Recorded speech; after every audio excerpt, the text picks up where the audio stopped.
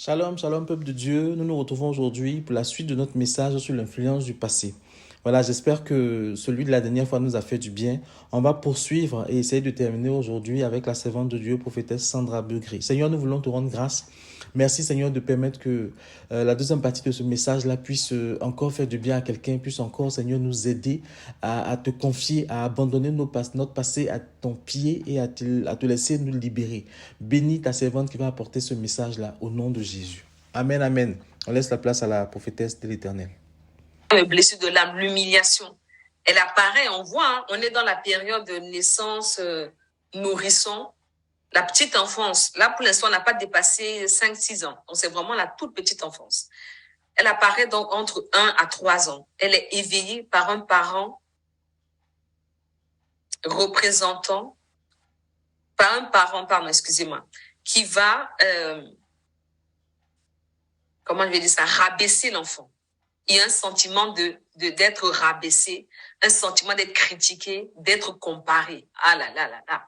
Ah, nos parents, vraiment, on les aime. Hein.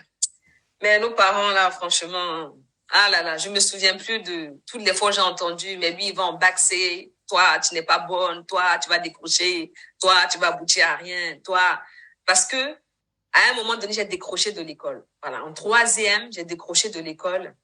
Je n'en pouvais plus d'être tapée tous les jours par mon père. J'ai même pris allemand exprès pour avoir une matière libre. C'est-à-dire, je n'avais pas l'oppression de mon père. Tellement me comparer avec les gens, je voulais souffler, mais je ne pouvais pas. Mais on m'a tellement comparé. Bon, bref. Donc, c'est pour dire que ça fait mal. On se sent humilié. On se sent rabaissé. Et c'est le parent qui va réprimander toute forme de plaisir physique. Tu veux aller jouer? Je me rappelle quand je voulais aller jouer au billes. Non. Je voulais aller jouer à la corde à sauter. Non. Je devais rester à la maison. Et on voit que chez cet enfant-là, il ne va pas se sentir. Les psychologues définissent que cet enfant sera rond globalement. Il sera en surpoids. Qu'il aura les yeux ronds ouverts, une voix douce et mielleuse. C'est pas moi. Et des problèmes de respiration, de gorge. Alléluia. Son masque sera le masochisme, pardon. C'est-à-dire que c'est une personne qui va aimer, qui va être très sensuelle, qui va aimer les plaisirs. Mais associés, c'est pas les plaisirs sexuels, c'est les plaisirs associés au sens. Ces sens seront développés. Qui va refouler, malheureusement, elle va se faire du mal, en même temps qu'elle aime, mais en même temps, elle va pas montrer, qui va refouler ses plaisirs. C'est-à-dire qu'elle a envie, je sais pas, d'aller se faire un baptême de lait, mais la personne peut pas aller se faire un baptême de lait parce que tous ces plaisirs-là ont été réprimandés. Ça veut dire que, avec le parent ou les parents qui ont fait beaucoup de réprimandes, le psychologue ici expliquera mieux que moi, le surmoi, c'est-à-dire le censeur, a été plus fort que le conscient, hein, ou que l'inconscient. Je ne sais plus dans quel ordre. Mais en tout cas, le surmoi, les règles de vie ont été trop présentes, trop écrasantes, trop fortes pour tuer les plaisirs de la personne et pour, en fait, presque la dénaturer, en fait, dans son essence. Donc, c'est une personne qui va être très serviable, très serviable, qui va d'abord penser aux autres et pas à elle, qui va être hypersensible, qui va se dévaloriser. C'est-à-dire qu'à ses yeux, elle n'a pas de valeur. Elle n'a pas de valeur et qui va tout faire pour ne pas se retrouver seule, pour ne pas se retrouver libre, pour que les pensées ne gambardent pas. Et c'est justement sa principale peur, c'est d'être libre. C'est-à-dire que c'est d'être libre. Vraiment, dans mon petit témoignage, quand je suis arrivée en France et que il n'y avait plus les parents pour me surveiller, tellement ce rôle de censeur était dans ma tête, quand je me retrouvais dehors à 19h, j'étais en panique complète. Parce que le couvre-feu chez moi, c'était 18h. Donc, à 19h, je me donnais je m'imposais le fait qu'à 19h, je devais être chez moi. 19h, une me trouvait dehors, j'étais en panique. Que va dire mon père? Que va dire ma mère? Et puis, un jour, au fur et à mesure, j'étais pas convertie, hein, quand je suis arrivée en France, j'ai donné ma vie à Jésus après. C'est au fur et à mesure que le Seigneur a fait ce travail en moi, d'enlever cette chape de plomb qui était sur mes épaules. Amen. La 4e blessure, c'est la trahison. Personne n'aime la trahison. Donc, elle apparaît entre 2 et 4 ans. Le sentiment de trahison ou de manipulation par un parent. Le masque, chez ces personnes-là, c'est le contrôle. On m'a trahi une fois, on ne me trahira pas deux fois. Je vais contrôler la situation. Ce sont des personnes qui auront des épaules, disent les psychologues, qui auront des épaules plus larges chez les hommes ou un bassin plus large chez les femmes. Excusez-moi, c'est un psychologue qui dit ça. Qui aura une foi forte. Voilà, il faut qu'ils contrôlent. Il faut qu'ils donnent l'impression de contrôler parce qu'ils ont été trahis une fois et on ne va pas les trahir une deuxième fois. Ce sont des personnes donc, qui sont très physiques, qui ont une forte personnalité, qui veulent donc tout contrôler, qui vont être des séducteurs, voire des manipulateurs, qui vont être intolérants, impatients vis-à-vis des personnes plus lentes qu'elles. C'est-à-dire que si la personne est juste un peu plus lente, c'est pas possible, ça va pas passer. Qui auront des difficultés à s'engager avec le sexe opposé qui a été à l'origine de la trahison, de la manipulation et qui se mettent facilement en colère. Et leur peur, le principal peur, c'est la dissociation. Ça veut dire que tout se dissocie autour d'eux et qu'ils ne contrôlent plus. C'est-à-dire que quand ils n'ont pas la maîtrise, quand ce n'est pas géré, c'est borné, c'est encadré, voilà, je gère, ils sont perdus. Dès que c'est un peu mélangé, il y a un petit bout ici qui part, ça y est, c'est la panique, ils sont mélangés. Amen. Et la dernière blessure de l'âme, c'est l'injustice, qui apparaît entre 4 et 6 ans. Voilà. Et ce sentiment, cette souffrance naît par la froideur d'un parent. Et si en plus, ce sont des parents autoritaires et sévères, ça entraîne qu'il n'y a pas la possibilité de s'exprimer, ni de s'affirmer. Les psychologues disent que le masque, là, ce sont les psychorigides. C'est ça ou c'est pas comme ça? Voilà. Donc, ce sont des perfectionnistes jusqu'au bout. Il faut que rien aussi n'échappe. Ils sont optimistes en surface, mais ils ont une crainte de l'autorité. Parce que cette autorité-là les a écrasés. Donc, ils ne veulent plus ou pratiquement plus entendre parler de l'autorité. Donc, ce sont des personnes qui vont apprendre à se débrouiller seules face aux difficultés et qui auront beaucoup de mal à demander de l'aide. Elles seront constamment dans l'action parce qu'il faut aussi qu'elles gèrent tout. Et elles vont se couper de leurs émotions. Les émotions, là, c'est pour les faibles. Nous, on est comme ça. C'est du pratico-pratique. C'est pratiquement un peu un fonctionnement militaire. Hein? On ne s'écoute plus. Les psychologues les décrivent comme des personnes au cou raide, aux mâchoires serrées. C'est un peu comme ça, là, vraiment. Voilà, il n'y a pas de sourire sur leur visage. En apparence soignés, mais qui auront des problèmes, beaucoup de problèmes d'insomnie, d'épuisement, de constipation, de peau sèche. Et leur principale peur, malgré leur rigidité, c'est la froideur. C'est-à-dire, c'est là où on voit vraiment que l'apparence qu'on va montrer, c'est en surface. Parce qu'au fond, il y a une peur de quelque chose. Amen. Amen, amen, amen. Amen. Vous êtes toujours avec moi? Amen. Donc ça, c'était vraiment pour insister sur les plaies de l'âme. Parce que le diable ne va pas se donner tout ce mal de nous briser. Et on se rend compte, le parent ici, c'est souvent les parents, les géniteurs et les parents qui s'occupent de nous. Mais le parent, ça peut être un oncle, ça peut être une tante, ça peut être une belle-mère, ça peut être un beau-père, ça peut être une cousine, ça peut être une sœur. En tout cas, c'est quelqu'un qui a la charge de l'enfant, auprès de qui l'enfant s'identifie. Voilà. Donc le diable ne se prive pas et ne se donne, comment je vais dire ça? Il prend un plaisir, voilà, je vais plutôt dire ça, il prend un plaisir à passer par l'entourage pour nous briser, pour nous détruire, pour que chaque être humain soit détruit, afin qu'il ne donne pas sa vie à Jésus. C'est-à-dire qu'il prend un malin plaisir à nous détruire, à nous attacher, à nous lier, pour que dans notre parcours, on n'ait même pas l'occasion d'entendre parler de Jésus. Et que si on entend parler de Jésus, on n'ait pas l'occasion de lui donner nos vies. Et quand on donne nos vies, qu'on n'ait pas l'occasion d'être positionné dans la place que Dieu a prévue pour nous, dans son plan de prédestination, parce qu'il faut qu'il nous tienne enchaînés. Il faut qu'il ait un point d'accès. Il faut qu'il ait un point. Il dit, bon, lui, là, il a trop de choses spirituelles. Je vais appuyer ici. Et je vais raviver une blessure. Il y a un événement qui va se produire, une situation au travail, dans la rue, peu importe, quelqu'un qui va t'insulter. Et il va dire pile l'injure que tu avais entendu, qui t'avait blessé il y a 20 ans. Le diable se donne un malin plaisir. Il a fait école du courage. Ce qui nous a fatigués dans le monde, quand on n'était pas enfant de Dieu.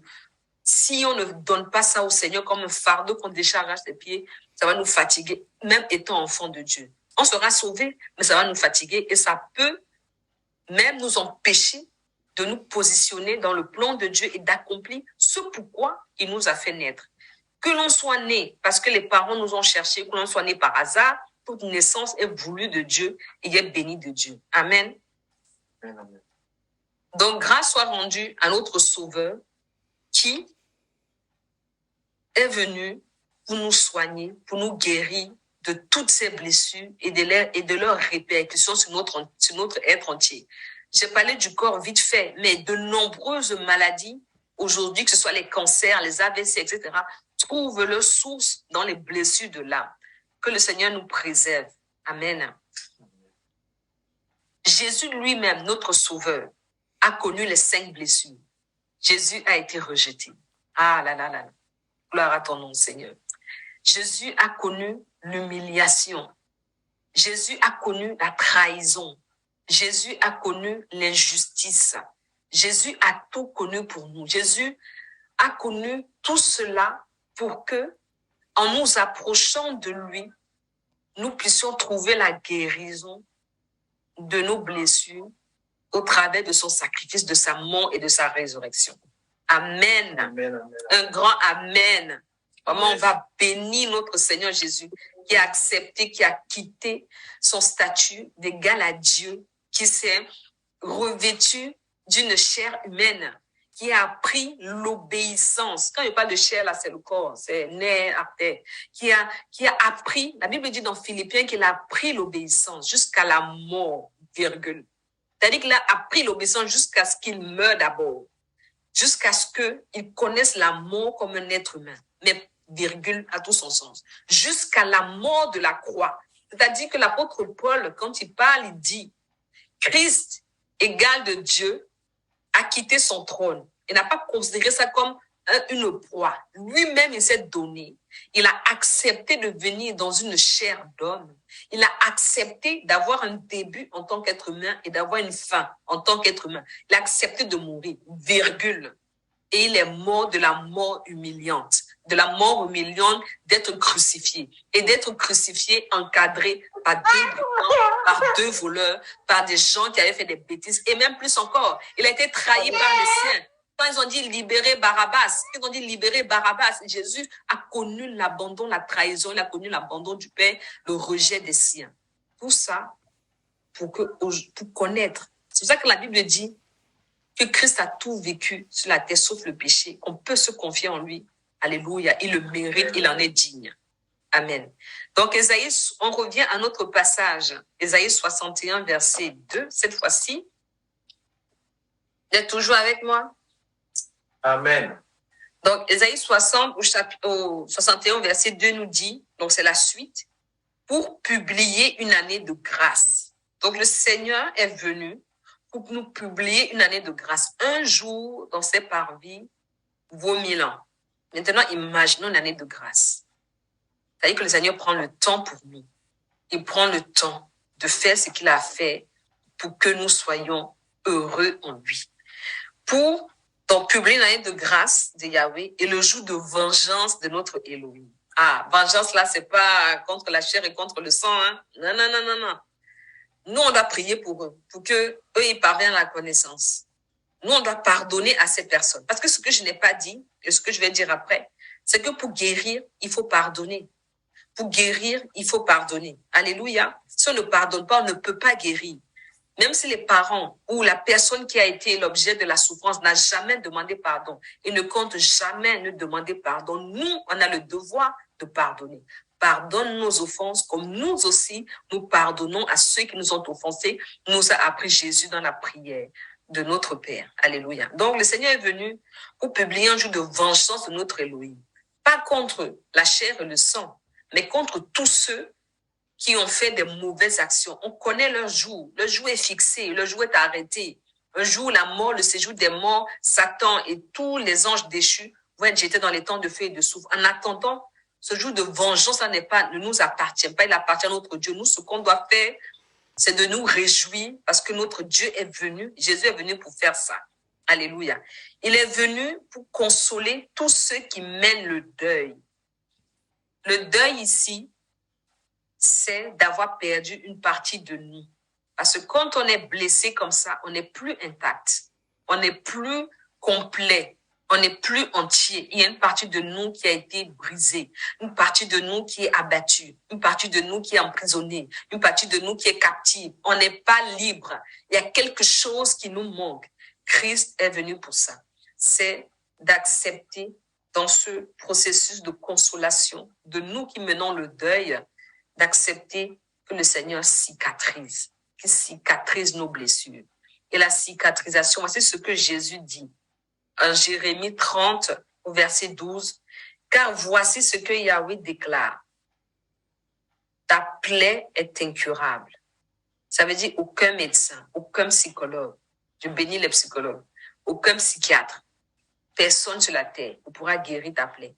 Je dis bien, je répète, aucun médecin, aucun psychologue, aucun psychiatre, aucun psychothérapeute, aucun hypnothérapeute, aucun magnétiseur, aucun pourront guérir nos plaies. La plaie est incurable.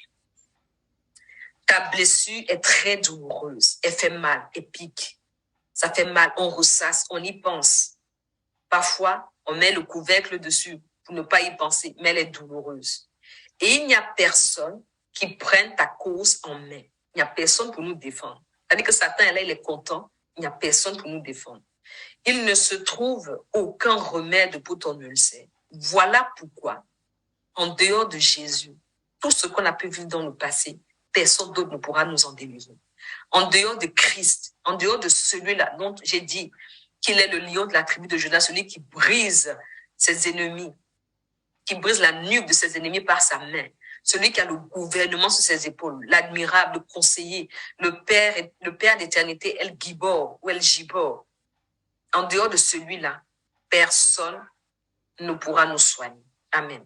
Le même Jérémie, plus tard, dans quelques versets plus tard, 30 au verset 17 dit, il t'appelle à renvoyer. Le diable et ses anges nous appellent les blessés, les boiteux, les estropiés, les manchots, les borgnes, les sourds, tout ce qu'on veut, les cœurs de pierre. Voici ce que Dieu dit. Voici ce qu'on va leur dire. On entend la suite. Sion qui n'intéresse plus personne. De toute façon, j'ai tellement massacré ta vie que je ne vois même pas ce que tu peux faire de ta vie. Mais moi, alléluia, dis mais moi, le Seigneur, je le déclare, je vais soigner tes blessures et t'apporterai la guérison. Le Seigneur nous dit qu'il va nous apporter, qu'il va nous soigner, il va soigner nos blessures et nous apporter la guérison. Et cette guérison, cette étape de cicatrisation vers la guérison, elle se divise. J'ai pris le schéma d'une plaie physique pour nous expliquer. En fait, cette étape, l'étape la plus importante, et celle à ne pas bafouer ou à ne pas raccourcir, plutôt je vais dire, c'est le nettoyage ou la détertion ou le débridement. Je vais expliquer. Quand il y a une plaie qui est sale, parce que nos blessures ne sont pas propres, ça a été arraché n'importe comment, ça a été fait n'importe comment, et donc ça fait mal, c'est pas propre. Ce mal ne peut pas être guéri. Le Seigneur va faire ce qu'on appelle un nettoyage. Ça, on comprend une détertion manuelle. J'ai bien dit manuelle. Ça veut dire qu'il va prendre la lame, il va prendre une pince, il va enlever chaque débris. Il va l'enlever un débris. Donc, comme on a vu, 1 jour égale 1000 ans. Le Seigneur va enlever. Il va prendre son temps. Il va nettoyer. Parce que le Seigneur n'aime pas faire les choses 2 fois. Quand on regarde la création, il a tout créé et le 6e jour s'est reposé. Le Seigneur n'a plus créé autre chose. Tout ce qu'il a créé est là. Donc, le Seigneur, il va prendre son temps. Il ne va pas travailler un peu pour qu'on avance et pour qu'on revienne pour qu'il fasse un peu. Il va prendre le temps qu'il faut pour nettoyer. Acceptons le temps que le Seigneur nous demande pour nous-mêmes nous cicatriser. Il va enlever les débris, il va enlever les saletés, il va enlever les ronces, il va enlever les épines, il va enlever les échardes, il va enlever tout ça. Tout ce qui fait que la plaie ne peut pas cicatriser convenablement en profondeur. C'est ce qu'on appelle le débridement en médecine et c'est la phase la plus douloureuse de la cicatrisation. Et on se rend compte que même la cicatrisation est douloureuse, mais c'est une bonne douleur. C'est une douleur pour aller mieux, c'est une douleur pour être joyeux, pour être dans la paix. Donc, il va débrider ça afin que la cicatrisation soit profonde. Parce que si on ne laisse pas le Seigneur le faire, ça va se refermer. Si à un moment donné, je marche sur un bout de verre, que je n'enlève pas le bout de verre, la chair va se refermer dessus. C'est un processus qui a été prévu de toute éternité par le Seigneur. La chair ne va jamais rester ouverte à vie. Elle va se refermer dessus. Mais ça va me faire mal en marchant parce que le bout de verre sera toujours là. C'est un corps étranger. Et donc, en surface, on aura l'impression que c'est cicatrisé, mais en profondeur, le mal est là. En profondeur, le bout de verre va continuer ses dégâts dans les tendons, dans les muscles. Il va continuer ses dégâts. Ça peut même s'infecter, ça peut même se gangréner. Et peut-être à cause de ça, on peut même amputer parce que le bout de verre est resté. Ne laissons pas la cicatrisation se faire en surface. Ne laissons pas le refoulement nous leurrer comme étant une cicatrisation. Ne laissons pas cela. Que le Seigneur nous aide vraiment à le laisser nous soigner, nous guérir. C'est douloureux, mais c'est la bonne douleur. Alors que si le mal reste, il va être pire, il va être terrible. Et le Seigneur va devoir travailler encore plus. Et ça va demander encore plus de temps. Amen. Amen. En cas de mauvaise cicatrisation, parce que on l'aura fait nous-mêmes, on s'expose au niveau de l'âme à des mots que je vais classer un peu en négatif et positif. Négatif comme la rancœur. La rancœur. Ne cesser de penser à ce qui nous a été fait, à l'injustice subie, à l'humiliation, à la trahison, au rejet, à l'abandon, à rejeter la faute sur l'autre, à ne pas accepter d'avancer, à faire du surplace. Parce qu'on peut faire du surplace dans tout ça. Ça nous bloque, ça nous tient captifs, prisonniers. On n'avance pas. On peut se sentir coupable. Il y a un sentiment de culpabilité dans certaines choses, dans certaines blessures. Le manque de confiance dans les autres, ça on l'a vu, et le manque de confiance en soi, la colère, la manipulation pour atteindre ses fins. Parce que comme on a été manipulé, il faut qu'on manipule. La persécution, on peut se sentir persécuté. Dans les troubles psychiatriques, mentaux, il y a ce qu'on appelle les persécutions. Les gens qui se sentent persécutés dans les hallucinations, ils ont l'impression, ça veut dire que cette persécution-là peut aller même ça nous fait déverrouiller le spirituel, notre esprit. C'est vraiment important de le confier au Seigneur. L'amertume, que le Seigneur nous sauve de l'amertume. La mélancolie, voire la dépression. Il y en a tant d'autres. choses. Je parle au niveau de l'âme. Je parle même pas de ça au niveau physique. Je parle pas de ça au niveau physique. Je me souviens d'une patiente que j'ai soignée il y a quelques années, qui avait été trahie par sa fille. Et tous les mots qu'elle avait, je lui ai dit, le Seigneur me l'avait révélé, que tous les mots qu'elle avait étaient la conséquence du manque de pardon. Un jour, elle m'a dit, docteur, je sais pas comment faire. Je lui ai dit, vous voulez que je vous dise la vérité? Elle m'a dit, il faut pardonner. Elle m'a dit, ça, jamais je ne pardonnerai. Depuis ce jour, je ne lui ai plus parlé de ça. Parce que de toute façon, je ne pouvais rien faire physiquement. Je lui ai dit, je lui ai donné la solution. Elle a refusé. Donc, on voit comment nous-mêmes, tellement la douleur, le fait d'aller de l'avant est tellement difficile qu'il vaut mieux rester sur place et continuer de s'emprisonner et emprisonner l'autre au lieu d'avancer. L'autre conséquence, je veux dire l'aspect positif, c'est aussi une conséquence néfaste, donc je ne sais pas comment on dit positif, c'est l'ambition. C'est que comme j'ai souffert, comme j'ai subi une injustice, voilà, je vais devenir ambitieux. Et je ne dis pas que l'ambition est mauvaise, mais tout dépend de l'intention derrière l'ambition. Il faut que j'arrive, c'est ma revanche sur la vie. Il faut que j'ai ma revanche. Comme je n'ai pas eu ça étant petit, comme j'ai été frustrée là, il faut que j'ai ça. Il faut que devienne une idolâtrie. C'est même pire que l'ambition, c'est une idolâtrie. Ça devient un but à atteindre, ça surpasse tout le reste. Il y a des personnes comme ça que j'ai soignées, ça surpasse tout le reste, ça éteint tout dans leur vie, ça nuit à leur relation maritale et amicale parce qu'il faut que, donc c'est l'objectif en tête, coûte que coûte, vaille que vaille, j'y vais. C'est la fuite de la dépendance, ne pas dépendre de quelqu'un. Ça, il faut surtout pas vraiment que je ne veux dépendre de personne. La domination, pas la position sociale élevée. Il faut que je sois le plus haut possible, qu'il n'y ait personne en dessous de moi, parce que je ne veux pas vivre ce que j'ai vécu, la soif de pouvoir. Donc, on voit que toutes ces choses-là résultent des blessures non soignées, et comme chacun fait comme il peut pour s'en sortir, parce que ça, ce sont des choses qui sont passées déjà avant qu'on ne soit enfant de Dieu. Et puis, tout au long de la vie, il y a des blessures qui se mêlent. Il y a des blessures qui, au fur et à mesure, apparaissent, et ça vient se rajouter à ce lot de blessures. Et à un moment donné, on peut perdre pied. Amen. La deuxième étape de la cicatrisation, c'est le lavage. Une fois que c'était débridé, il faut laver maintenant, il faut laver. Et c'est le sang de Jésus qui vient laver. C'est le sang de Jésus qui vient nous aider à pardonner. C'est le sang de Jésus qui vient nous aider à demander pardon. C'est le sang de Jésus qui vient nous aider à considérer ce qu'on a vécu au travers du sacrifice de Jésus comme le moyen par lequel Dieu aussi peut passer pour nous endurcir, pour nous établir. C'est ne plus laisser accès à l'ennemi. C'est être délivré. Alléluia. Amen. Après le lavage, il y a le rinçage. Par l'eau de vie, le Saint-Esprit qui vient entretenir cette plaie qui cicatrise, qui est en bonne voie, qui est en bonne évolution, afin que tout continue à bien se passer. Et puis la quatrième phase, c'est le baume cicatrisant. Quand la peau s'est refermée et qu'elle est encore fragile, on met du baume. Nous, on appelle ça en médecine la vaseline. Ça, c'est le Saint-Esprit qui vient mettre son baume, son huile précieuse. Il vient mettre ce mélange particulier dont lui, cela le secret. Ce baume-là, voilà, qui sent la cicatrisation. Alléluia. Et comme ça, on est cicatrisé. Et quand le diable viendra appuyer, il n'y a plus rien qui puisse faire mal. Il n'y a plus rien qui puisse faire mal. C'est fini. Il n'y a rien.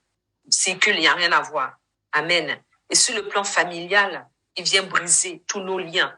Il vient briser les liens qui étaient là, les alliances, les héritages. Il vient nous repositionner dans ce plan. Et Colossiens, je vais le lire au chapitre 2, des versets 14 à 15, nous dit ceci. Il a effacé l'acte dont les ordonnances nous condamnaient et qui subsistait contre nous. Amen. Il a détruit en le clouant à la croix. Il a dépouillé les dominations et les autorités. Il les a livrées publiquement en spectacle en triomphant d'elles par la croix. On est plus que vainqueurs dans notre Seigneur Jésus-Christ. Amen. Alléluia. Je vais finir par notre texte de base, Ésaïe 61, verset 3. Cette fois-ci, on va lire le verset 3 pour nous faire du bien. Donc, le Seigneur est venu pour mettre et donner à Sion, dont nous, son peuple, qui menons le deuil. Donc, on va passer du deuil à une parure de la tête au lieu de la cendre. Alléluia. À une huile de joie au lieu du deuil. À un manteau de louange au lieu d'un esprit abattu. Afin qu'on les appelle les térébintes de la justice, la plantation de Yahweh pour se glorifier. Et là où il y avait des ruines, ils rebâtiront dans les lieux laissés en ruine depuis longtemps. Ils relèveront les désolations du passé. Ils renouvelleront les villes ravagées et les lieux dévastés d'âge en âge. Alléluia. Que le nom de Jésus soit béni. Que le nom de Jésus soit béni. Amen. Amen, amen, amen. Merci, servante de Dieu. Merci, prophétesse du Très-Haut, pour le message que tu as apporté sur l'influence du passé. Je veux croire que ça fait du bien à quelqu'un. Je veux croire que ce message-là va éclairer quelqu'un. Si ce message-là t'a plu, n'hésite pas à le liker, n'hésite pas à le partager. Si tu as des questions, n'hésite pas à nous les poser et on se fera un plaisir, une joie de te répondre. Voilà. Et il faut toujours nous souvenir, toujours nous rappeler que Dieu, c'est notre papa et que tout ce qu'il veut, c'est notre bien. Il fait toutes choses pour notre bien. Seigneur, je veux te rendre grâce pour ces deux audios sur l'influence du passé. Seigneur, tu as permis que ta servante puisse nous parler du passé et puisse nous donner les solutions en Jésus. Donne à chacun d'entre nous de puiser notre solution en toi. Donne à chacun d'entre nous de nous fonder sur toi, de croire en toi, de croire en ta capacité et à ta volonté, Seigneur Jésus-Christ, à vouloir nous libérer, nous séparer de notre passé. Donne-nous de croire, Seigneur Jésus-Christ, en cette espérance-là, et en notre avenir qui est le salut et qui est la vie avec toi. toi pour l'éternité. Que toute la gloire te revienne encore au nom de Jésus. Amen, amen. Bonne journée à vous, que Dieu vous bénisse et puis on se retrouve une autre fois pour une autre exhortation. Soyez bénis, soyez bénis, soyez bénis. Et le thème de la prochaine exhortation sera Qui est Christ? Ça sera aussi en deux vidéos et j'espère que ça pourra nous faire du bien. Soyez bénis et à bientôt. Bye bye.